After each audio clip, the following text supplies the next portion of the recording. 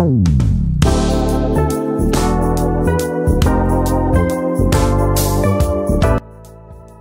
গোপনে মন ভেসেছে সেটে এবার আইবুড়ো ভাত খাওয়ানো হলো শ্যামলী অর্থাৎ শ্বেতা ভট্টাচার্যকে। শুটিংয়ের পোশাক পরেই আইবুড়ো ভাত খেলেন শ্বেতা। মাথায় টোপর, গলায় ফুলের মালা আর ফুল দিয়ে চারদিকটা খুব সুন্দর করে সাজিয়েছিল কোন গোপনে মন ভেসেছে টিম মেম্বাররা, আর সকলে মিলে শ্বেতাকে দিল আইবুড়ো ভাত।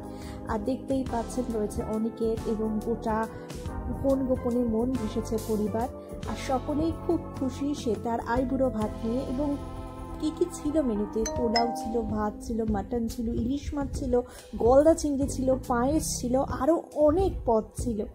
নিম ফুলের মধুতে আগের দিনই রুবেলের আইবুড়ো ভাত হয়েছে, এবার কোন গোপনেতে হলো শ্বেতার আইবুড়ো ভাত।